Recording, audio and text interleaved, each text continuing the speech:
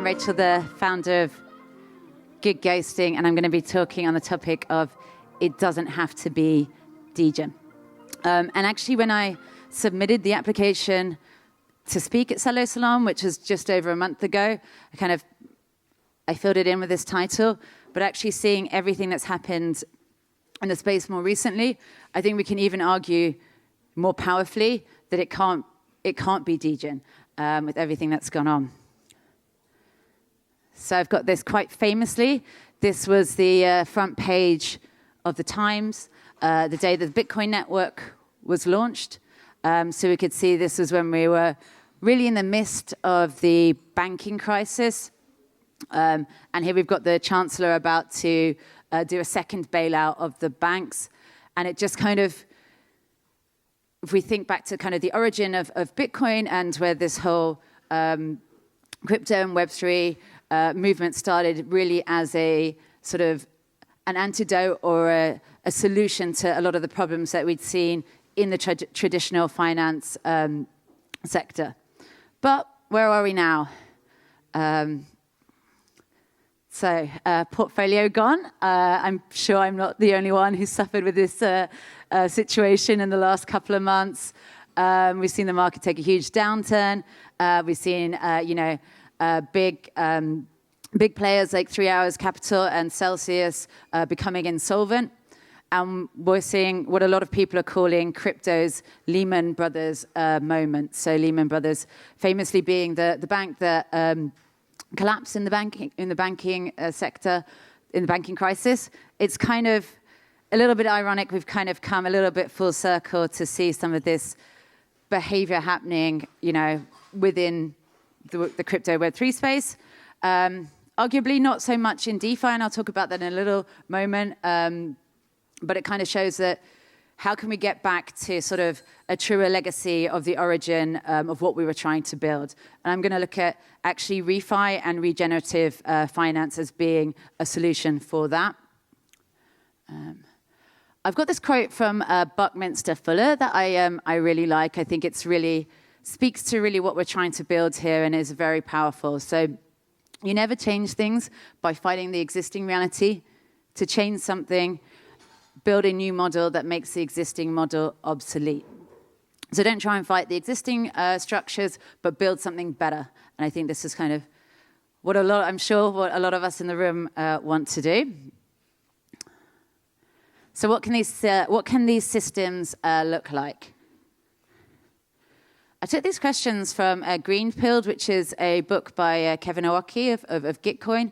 Definitely recommend that if you are interested in the space. There's some really interesting takeaways and lots of models to look at that can help you think about this. But he has these questions which you can ask to find out what the kind of values a product or a protocol is bringing. So is it transparent? Is it fair?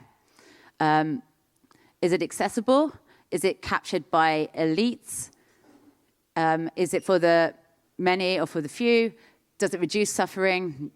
Is it in the does it service greater combinations of human intelligence and strength?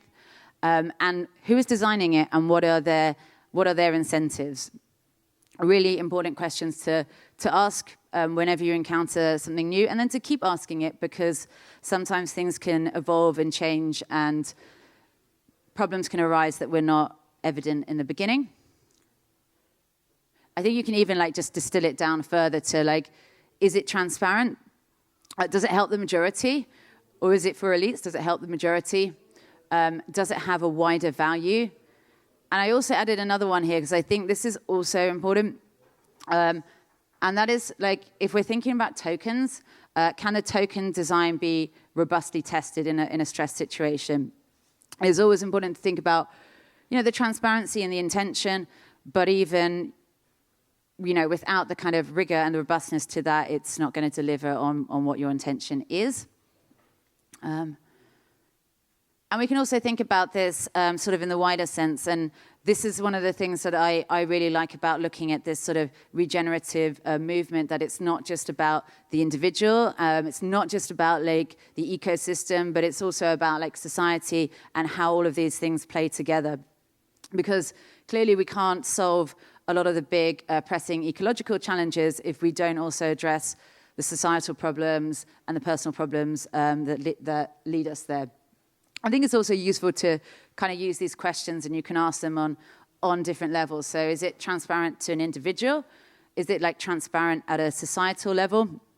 You know, if we're building systems, we probably can assume that not everyone is going to read the finer details of a white paper or really deeply dive into the token economics. You'd like them to do that, but people have lives and they don't always have time. What is the impact of maybe like lack of transparency? Is it actually going to be captured by a few elites who have that insider knowledge, who have the advantage there? So is it transparent at a societal level? And also thinking about ecologically, as we start to integrate more of the real world environmental systems on chain or interact with them, are we doing that in a transparent way? Does that work? Is it designed to help the majority? And like thinking about ecology, are we building systems that are being widely beneficial to the ecology and not just having a narrow focus? So if we want to reduce CO2, can we do that in a way that's not going to introduce like monoculture and actually preserve like biodiversity at the same time as we plant more trees to do that? So yeah, we can keep asking this. These are really useful questions to look at. And we can clearly look, when we look at Luna and Celsius, arguably some of these points, but we can see two obvious ones where, they have fallen down. Luna was transparent, it was on chain, but it didn't have the robustness, the stress testing that was needed for that token. And the end result is, 45 billion worth, a huge amount of capital loss, and a lot of that to, everyday people. Similarly, with Celsius, there is a really obvious flaw that kind of jumps out, and that is the lack of transparency. So we have these kind of black box systems where we can't, as users, we can't know what's happening inside of them. And then in the end, when it's over-leveraged, again, we see vast quantities of capital lost, and a lot of that is actually, not people who can afford it. It can be people who really did need that money and depend on it. I think it's always important to kind of think about like lessons we can learn from the cycle, because it's been quite extreme. So I think this is a lesson that we've learned before, but we keep learning it. We've seen this with other exchanges, but transparency is important. These kind of closed, non-transparent systems, they can tend to over-leverage high yields and a good user experience. Arguably, it is easier in some levels not to have to worry about gas and all of the other, extra costs with having a more decentralized system. They're going to attract more users, but those users can get wrecked, and we see that with Celsius. But on a positive note, I will say, like, the more transparent DeFi systems, excluding like Luna and Terra from this, broadly did do its job. So protocols like Aave and Uniswap have been up there. People have been able to access them, use them, and it has worked as intended. So I think that's definitely a positive to see those projects take the stress test that's happened in the system.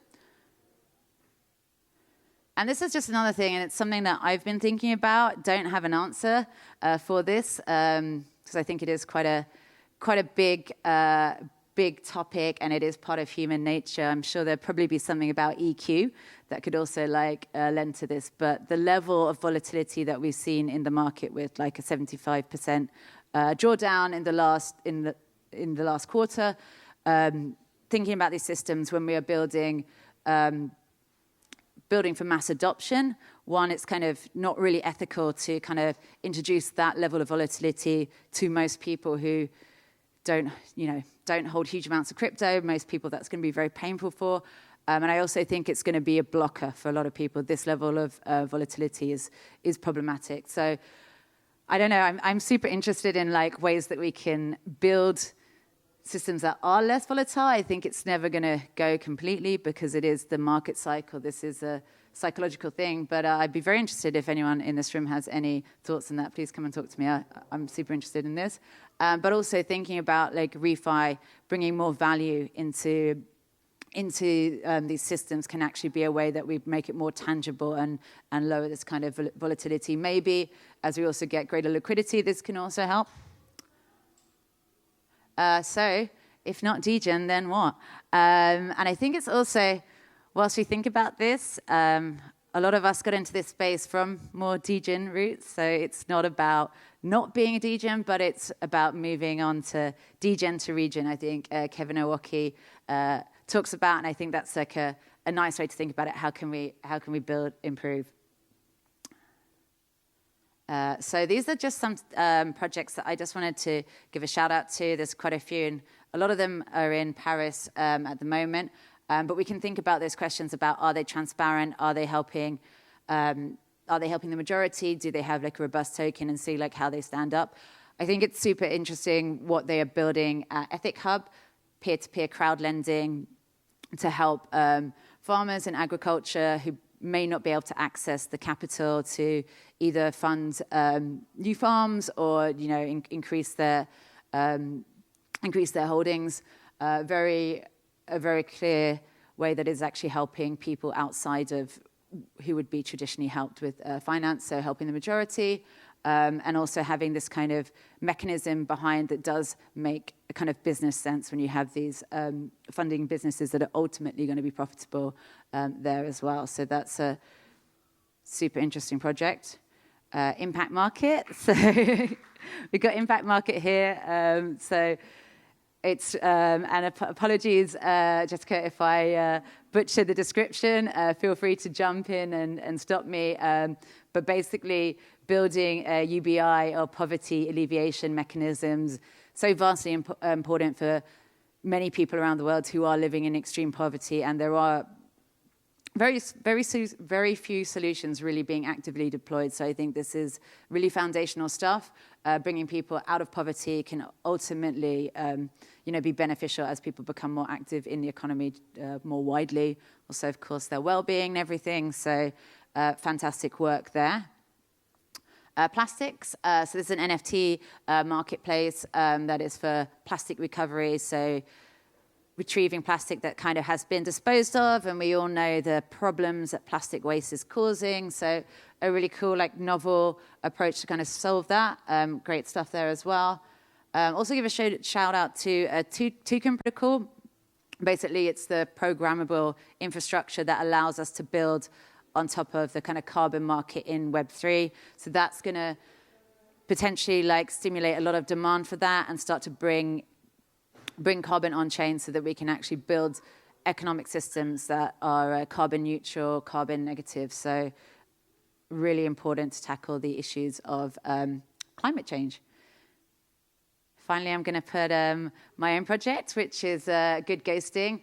So GoodGhosting, we are in the space of more personal finance, but I think it's important. It's important that we build DeFi tools that are accessible to people who aren't necessarily, whales or yield farmers, building things for people who just want to build up some personal savings, want to build up their personal wealth. And this is what we do. We help our users build good financial habits using gamification and DeFi. And it's great because it's designed that, if you have $10, $20, $100, you can go to GoodGhosting and get meaningful use out of that. It doesn't need to be farming 10K worth of whichever token you're doing. We're really designing more for everyday people to make it more accessible and hopefully, allow them to build up their wealth.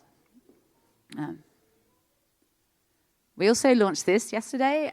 So we're in big support of both Impact Market and Plastics, Save to Save pools. So these are saving pools that are going to help you make regular deposits. If you do that, I think it's just 20 CUSD every 2 weeks that you need to put 2 of those deposits in, and the whole pool will last for 6 weeks.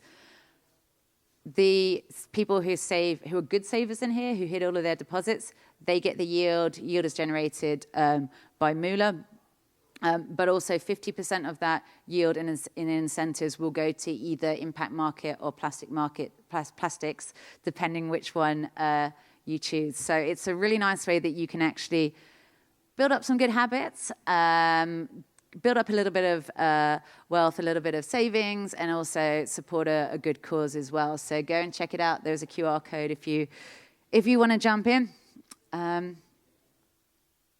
Yeah, and then I've just got this slide at the end. I saw this on Twitter last year, and I actually really liked this phrasing of it. Of course, we all know whack me, but actually thinking about it as like radical solidarity, so this kind of inclusion aspect and revolutionary optimism.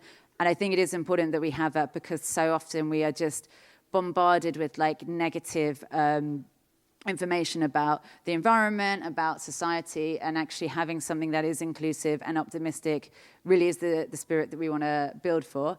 So yeah, that is kind of my conclusion. Just looking at how we can use ReFi, regenerative finance, to actually get back to the kind of the ethos and